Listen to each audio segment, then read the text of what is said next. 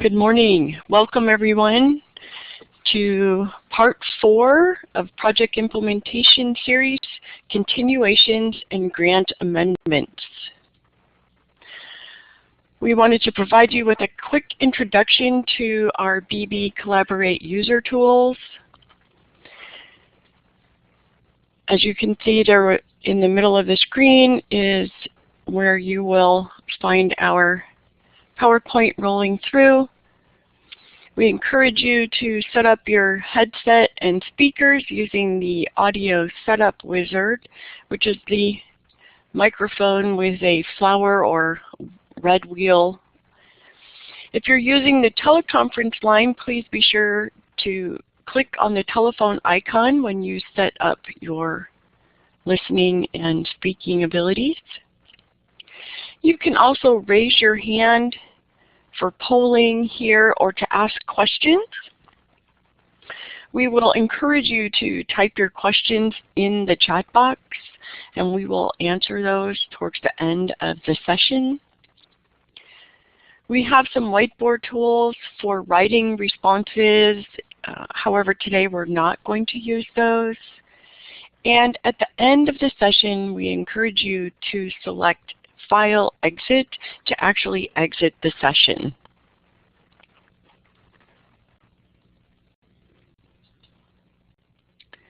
A little bit about the staff here at the TTA Center. We have our Regional Director, Anthony Caoli, with numerous years of working capital projects and development fundraising. He's worked with municipal and tribal management, building, capacity building, and grant writing.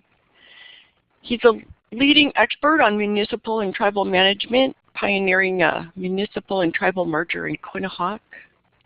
Myself, Angela Camus, I'm the Training and Technical Assistance Manager here. I've worked with a diverse array of clients in training, grants management, program and project development, process improvement, business and professional coaching, and organizational development. And Charles Peel, our Technology and E-Outreach Manager, with several years of project management, business development, and technology. He's an innovative thinker and experienced negotiator with generating many new programs and processes to increase efficiency. He is very adept at both program and budget management, and he is working with us to increase the use of technology in our communities and tribes. We also have a pool of professional consultants with various areas of expertise. The Regional TTA Center, just like the other regional TTA centers in the Western, Eastern, and Pacific region, all offer free technical assistance for project planning and development, pre-application, some on-site technical assistance. We assist unfunded applicants as they prepare to resubmit their applications, and we provide other grantee assistance. Each of the training centers also provides free training for project planning and development, pre-application, and post-award. There's lots of information on our website at www.anaalaska.org. We also offer Google Plus communities for collaborating and sharing resources with tribes and organizations both nationally and regionally. We encourage you to be a part of the language community there and share together as you build your language projects. And also we encourage you to connect with the regional ANA website and look at their vast amount of resources available to you. ANA's vision is that Native communities are thriving. ANA promotes self-sufficiency for Native Americans by providing discretionary grant funding for community-based projects, training and technical assistance to eligible tribes and Native organizations. ANA hosts weekly webinars on a variety of topics, including ACF initiatives, program success stories, application development, and more. Webinars are held every Thursday from 11 a.m. to 12 p.m. Alaska time. December 12th at 11 a.m., Alaska Region is hosting its Q&A webinar. This is an opportunity for grantees and applicants to come and just ask general questions and have a discussion with us, some program specialists, and between one another. Please, we encourage you to check your own regional TTA Center's website for when they are hosting their regional Q&A session next month. We also encourage you to visit the national webpage for a complete list of all previously recorded and upcoming webinars, and it is on their events tab, ANA's Events tab. As I mentioned, this is part 4 of a 3-part series. Part 1 was planning and organizing, thoroughly familiarizing yourself with the application, staffing, creating your grant files, schedules, and developing a well-established communication plan for your project.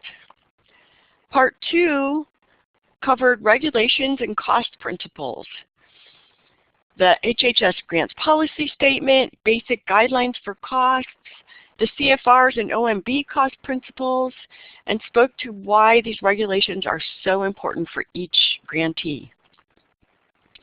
Part 3 covered why reporting was so important and how it could be used, getting ready for your report, process for submitting a report, and many new reporting tips. I encourage each of you, if you missed any of these previous webinars, to go look on the website at ANA, find them, and watch them. So our goals for today are that each of you would know and understand your role in initiating some of the amendments that may occur during the life of your ANA project. We're going to overview some grant amendments and changes. We'll review some forms and templates most commonly used, processing some amendments using grant solutions, changes to upload, and a demonstration of the uploading process. We will be doing this using some screenshots. We are not going to actually sign in to make this webinar simple and easy for everyone to follow. Throughout this webinar, we will be sending out some resource files and templates to you. These will be coming to you in the form of a small pop-up box that asks you to save the file to your desktop. Please accept the download by clicking OK. And we also want you to note that the regional TTA Center staff and your program specialists are available to answer specific questions regarding your particular project and amendment. They're your go-to. Additionally, we will be answering general questions at the end of the webinar, as I had mentioned earlier. The grant amendments we will cover today will be initiated from Grant Solutions. For those of you not familiar with Grant Solutions, it's ANA's online comprehensive grant management system provided by the Grant Center of Excellence. And through this system, you'll be able to see your grant file and submit and track requests for changes and continuations to your project. And this is the login page. If you have not yet received your login for your project, I encourage you to go to the website, ANA's website, get your login sheet request, and email your program specialist to see if maybe they can help you expedite that. If you've already sent it in, please let your program specialist know. Once you sign in, you'll come to the main screen with your grants list, and from here you can review your grant files. And you can manage your amendments. So you'll see a small action section, and I've highlighted it here. As you move your cursor across the icons, this particular icon, you'll see a little pop-up that says Manage Amendments. And that is the icon that you will use to initiate finding the amendment that you would like to submit. You'll come to a screen with an entire list. We're not going to cover all of these today. However, we will be covering your budget revision, which you'll also hear referred to as a budget modification, a carryover request, which you'll also hear referred to as a carryover budget or a COB, a change in PI/PD, which is your principal investigator or project director, a no-cost extension, also referred to as an NCE. And we will also cover a change in your grantee authorizing official, as well as talk about a change in scope. It's a good idea to send your program specialist an email to let them know that you're initiating these amendments. This will allow them to watch for the notification.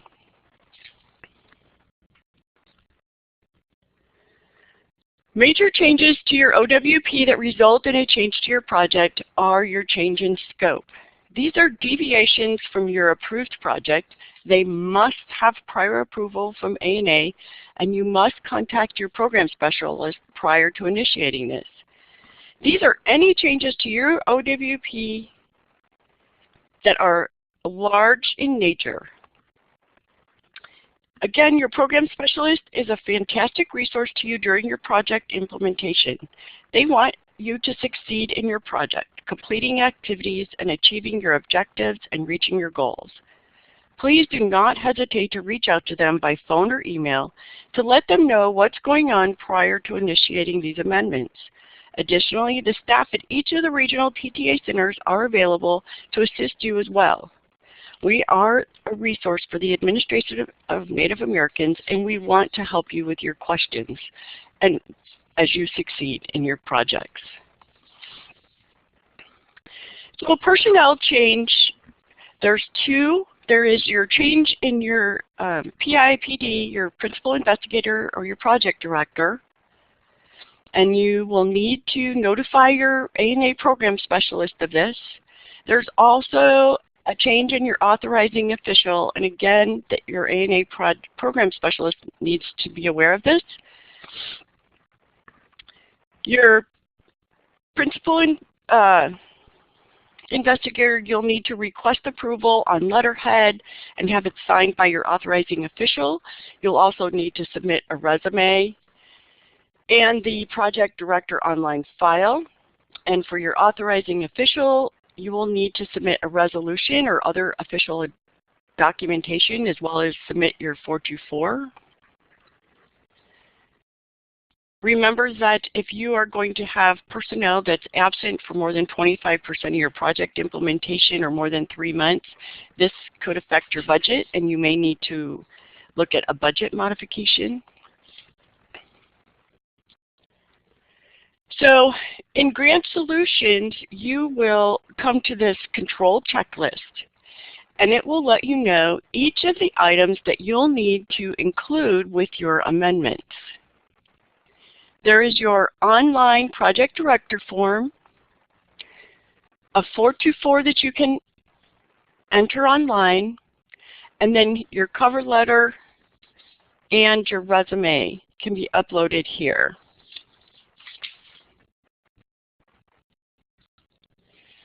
So when filling in your change of project director, you'll open up your form and fill in all of the required information, save, and submit this form.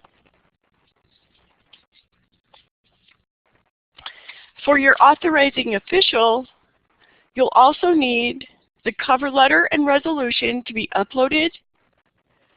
And again, you'll fill in your 424 online. You'll select that this is a revision for your 424.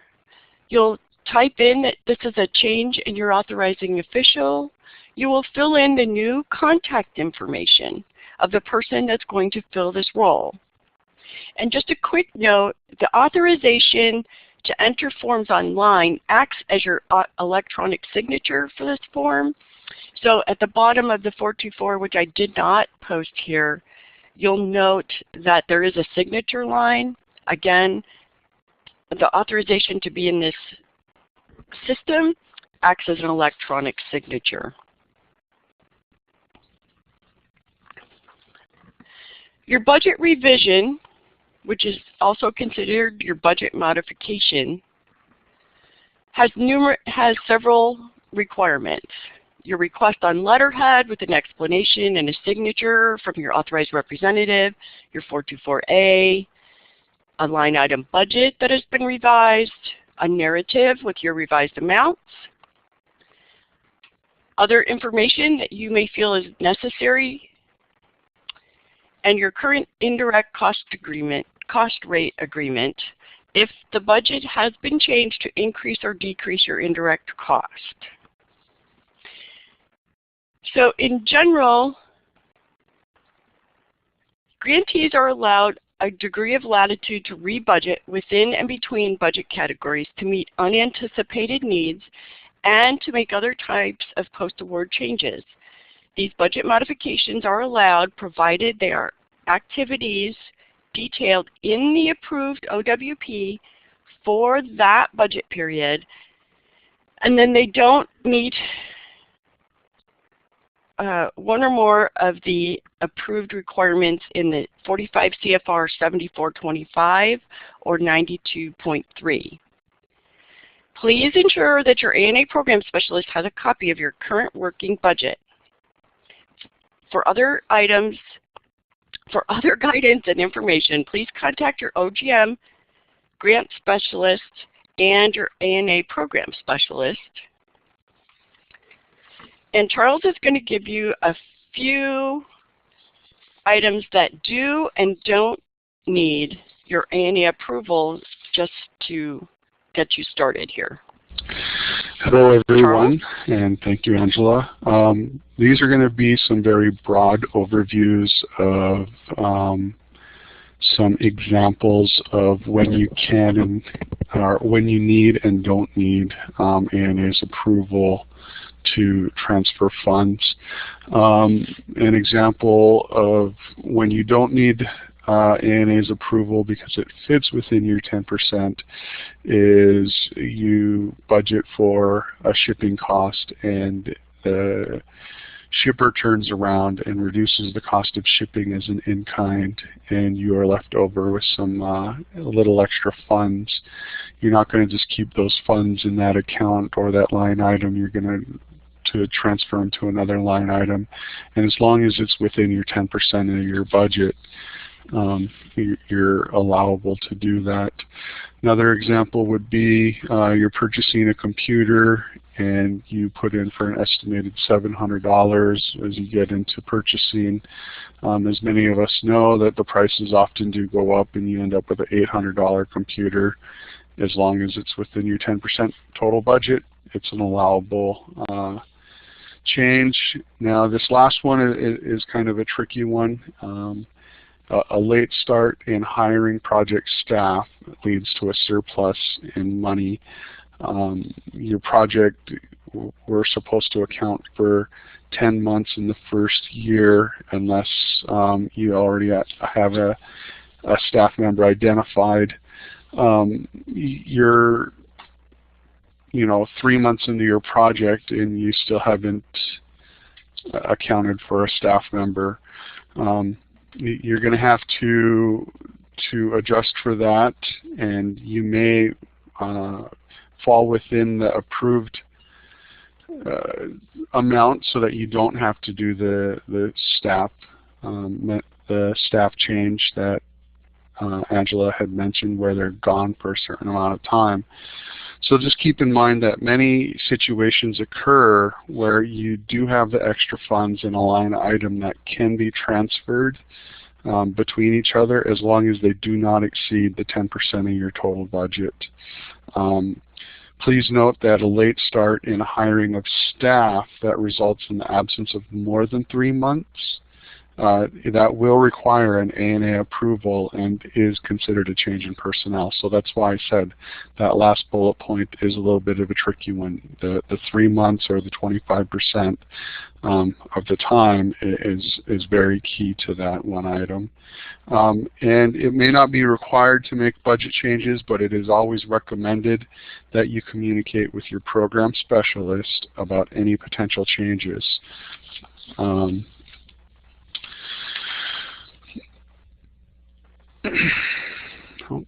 I went too far. These are some examples that do need ANA's approval.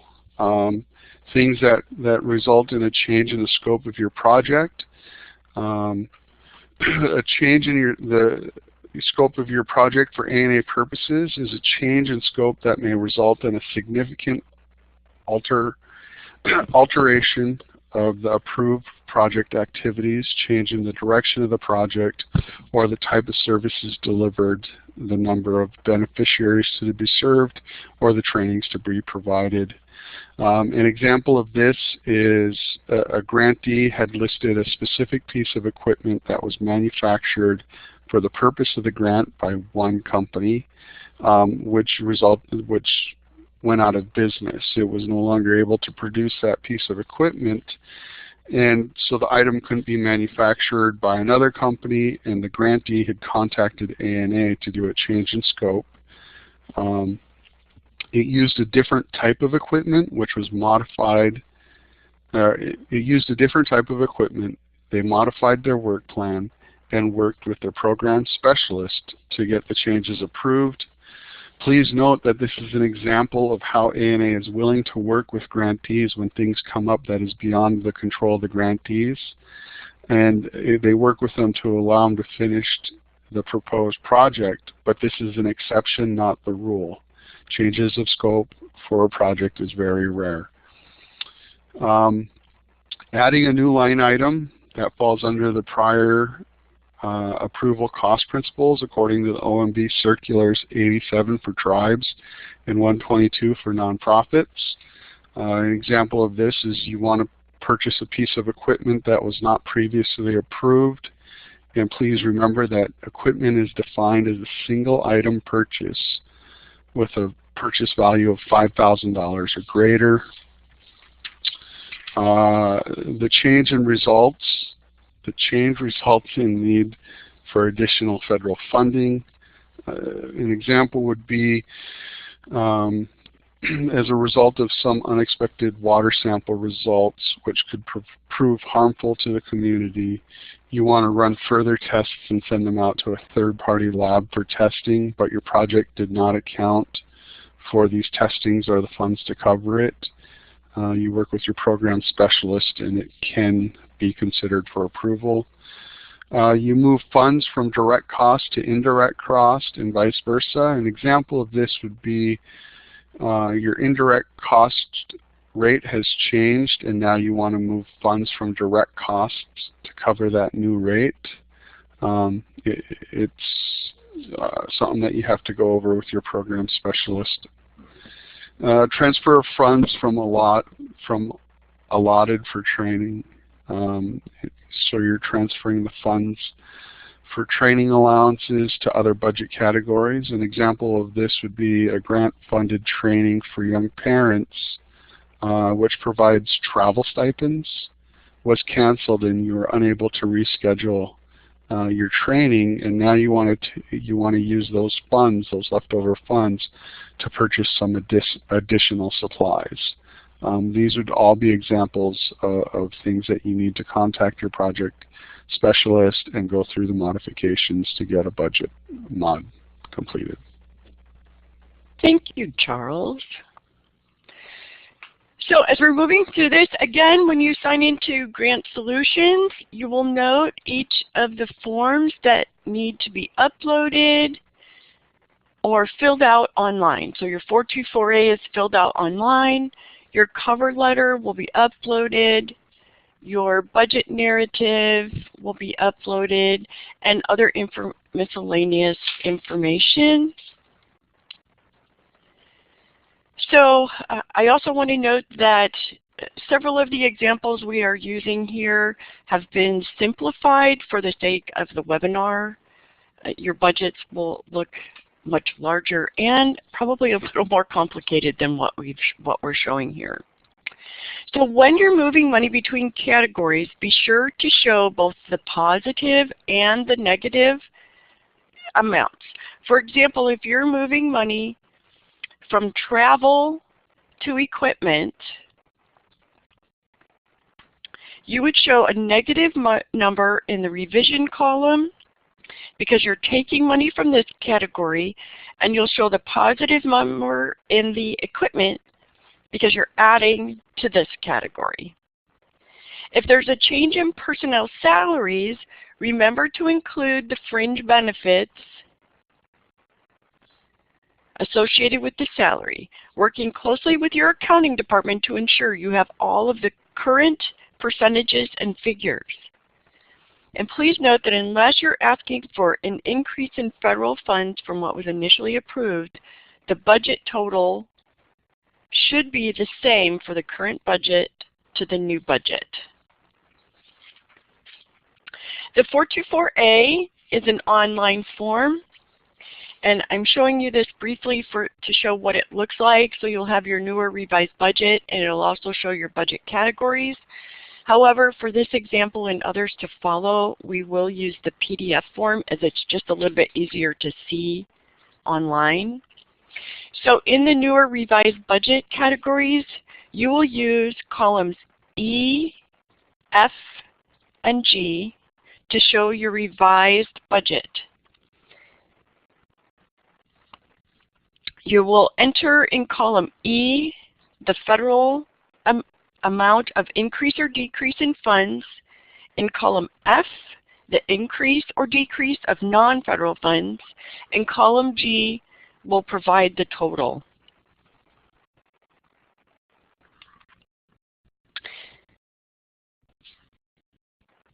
And then in section B, you will fill out your new, column 1, you will fill out your new categories of personnel or equipment wherever your changes have been made.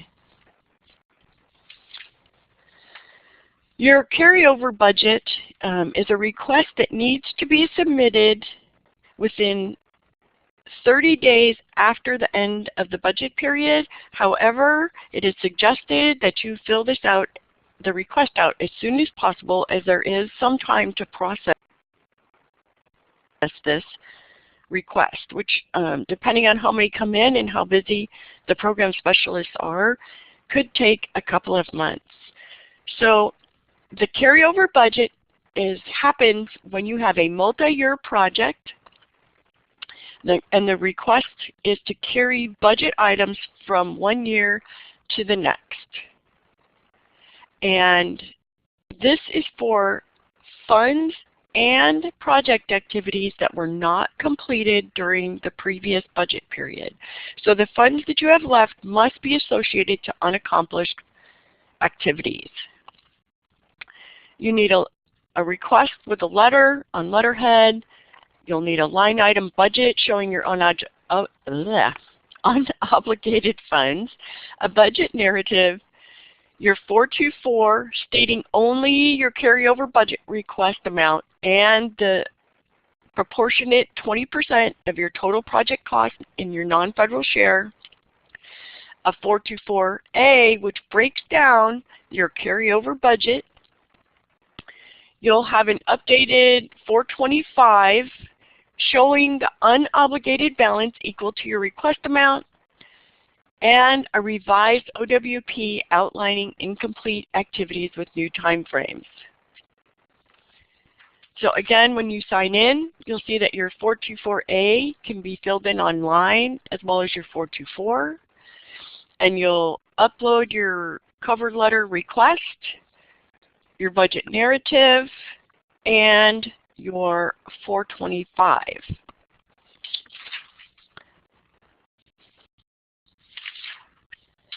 So for your carryover budget, you'll have the 4 columns with your current approved budget, the federal share that you're going to carry over, the non-federal share that you're going to carry over, and your new project budget total. So for example, if there was again, this is a simplified version. Generally, this is for significant funds and activities that need to be accomplished in order to achieve your objective that were not accomplished. But for this example, for example, a 2-week art class wasn't able to be held, and so we have the staff time and benefits, as well as the supplies, which in this instance was part of the non-federal share, and some elder stipends for a new budget of $2,616 of funds that we want to carry over. Again, you'll fill in your 424.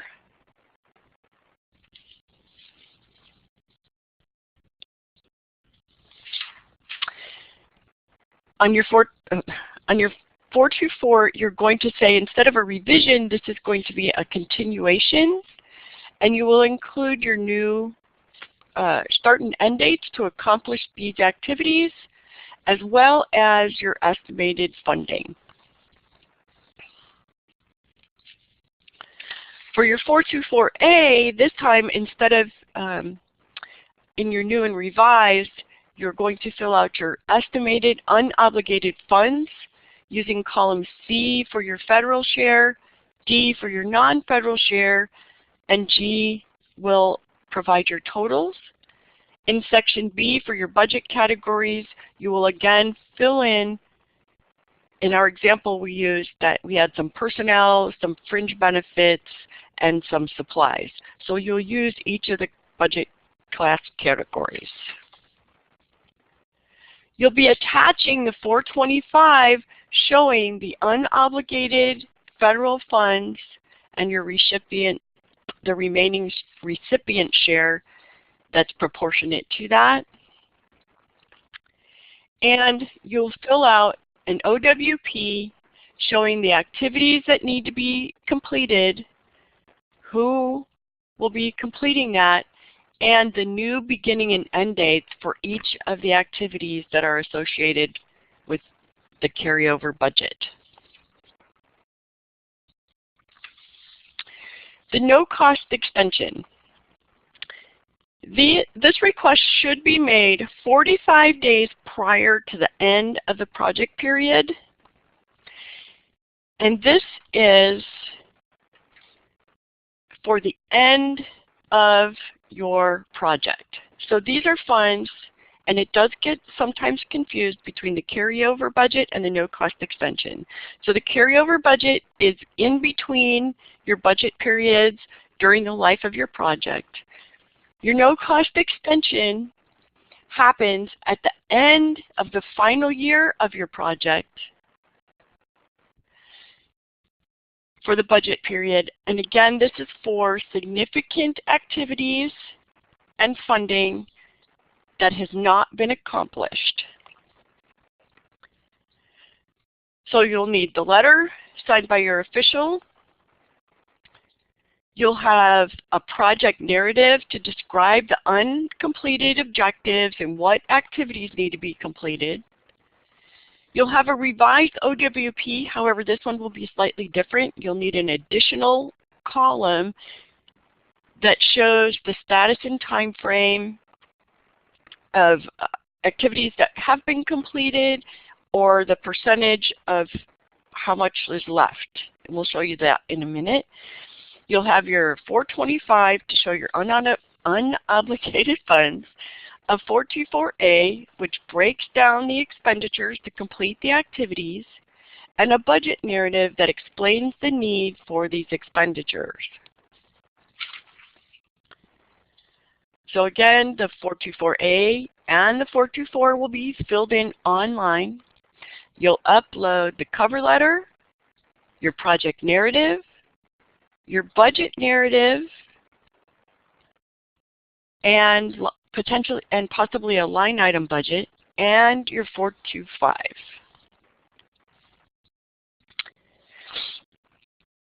So similar to the carryover budget, your no-cost extension has your current, your federal carryover, your non-federal carryover, and your extended budget.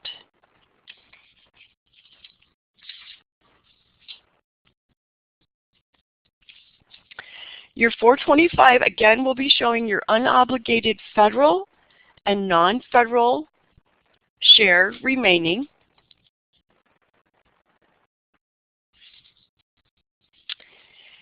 And in Section A, you will be listing in column C your unobligated federal funds, in column D your unobligated non-federal share. G will provide your total. And then again, you will be using your budget categories. So as I mentioned, the OWP reflects the activities to be accomplished during the no-cost extension. And you'll have this additional category of status completed, or the percent left to complete of an activity, as well as your new end date. And this has to be done for your entire project period for your OWP.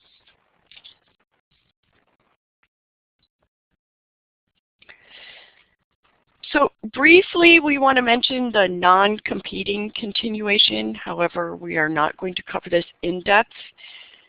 These funds are contingent on availability of the federal appropriations. These are the funds for your multi-year project. And these are actually initiated by the program specialist rather than you. So oftentimes we wanted to bring this up because grantees are looking for how do they begin to initiate this. So again, this is initiated by your program specialist. It is also really important to submit this by the date included in a packet that has been initiated to you as a grantee by the program specialist. The materials get sent out to the eligible grantees each year. And the time frame depends on that overall funding cycle. It's usually in the spring. We do suggest that if you haven't heard from your program specialist around March, April, you might want to contact them in case something has happened in the system or in your email you didn't receive something. You should begin compiling your line item budget and justification and your program narrative as soon as you have been notified that your application kit is available based on your approved OWP. And these documents need to be completed in order to finalize your NCC application in the Grant Solution System. All the items included in this checklist, your 424, your 424B, your 424A, your certifications, your line item and budget justification, as well as your program narrative and your indirect cost agreement. So ANA will email this application notification to your authorized official, notifying you that the NCC application kit has been opened and you can submit through the Grant Solution System. Another note is that your SAM registration must be updated annually. So you'll want to make sure that as soon as this comes out that you are able to get in and everything is smooth with SAM. We've noted that some grantees, even during the application period, have run into problems with this. So your grants.gov, your SAM, all of those wonderful passwords that expire every about, I think it's somewhere between 30 and 90 days, need to be updated. So we're going to take questions posed in the chat box, which is down at the lower left corner of your screen, as well as we will send out your evaluation to fill out. For some general feedback and comments on any of the webinar series, you can go to ANA comments at acf.hhs.gov. And Charles is going to push out the evaluation form for you while we also wait for folks to type in their questions in the chat box. We appreciate all of you joining us today and hope that this has been very informative for each of you.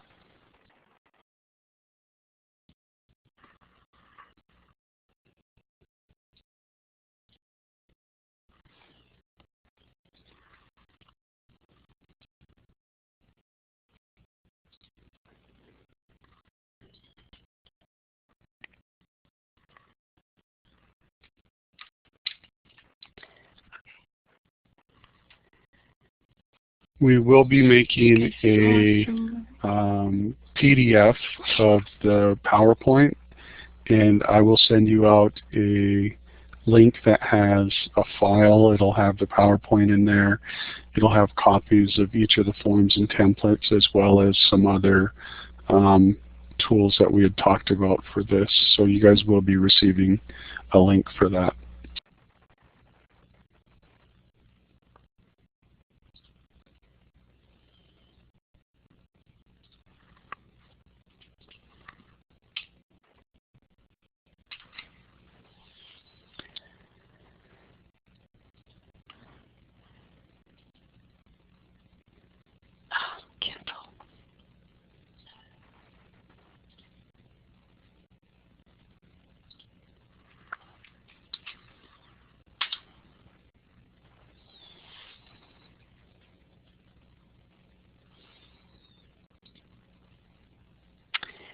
Okay. What if we want, Sandy is posing a question that says, what if we want to do an activity sooner than the continuation is authorized? That is a great question, and I am hoping that one of our, not continuation, but carryover. We have a couple of folks from ANA on, our program specialists, and I'm hoping one of them will chime in to respond.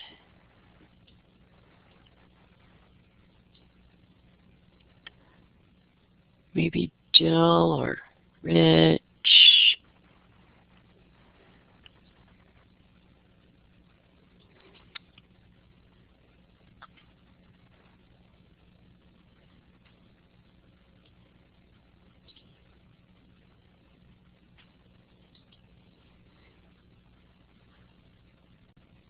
I see Rich is typing.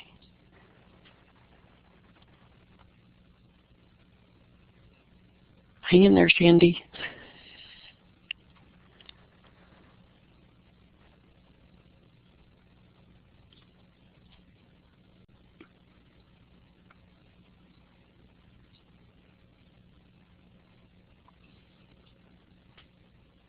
I'm hoping that in the meantime each of you can see the evaluation online and that you will take a moment to fill that out while you're also looking for your looking at submitting your questions. Okay, let's see here.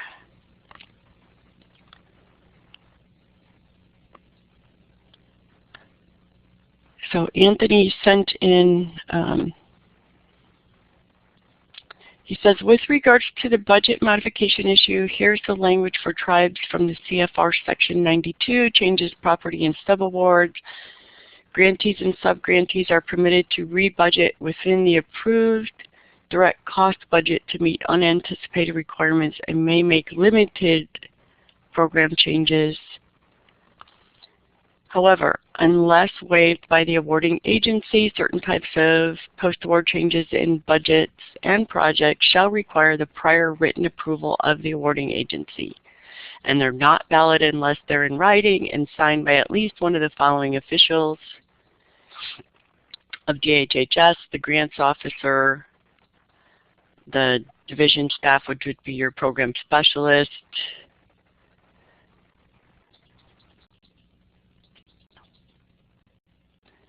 so unless you have, oh, here we go. And then Rich says, hi Sandy, you can't use the funds for carryover until it is approved. If the funds are for an activity, then you should probably wait until you have approval. For specific cases, I recommend speaking with your program specialist.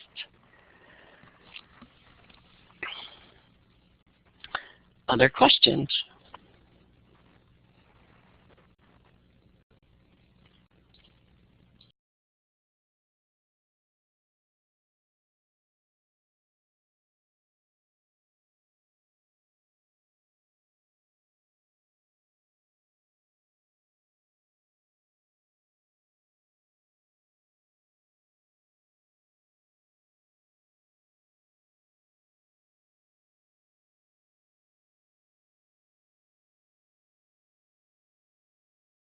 Okay, well, I wanted to let each of you know that you can reach us at our TTA Center at www.anaalaska.org.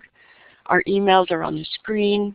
You can also call us at our toll-free number, 800-948-3158. Additionally, we have supplied you with your region's TTA Center website, Pacific, Eastern, and Western. We really appreciate each of you taking time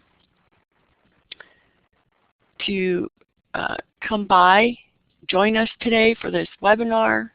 We hope that it was informative for you, and we will put up again the evaluation in the event you didn't get a chance to fill that out yet.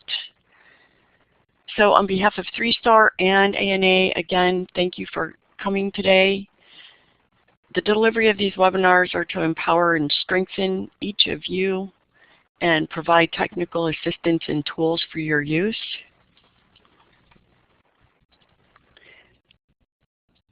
And we wish each of you a wonderful day.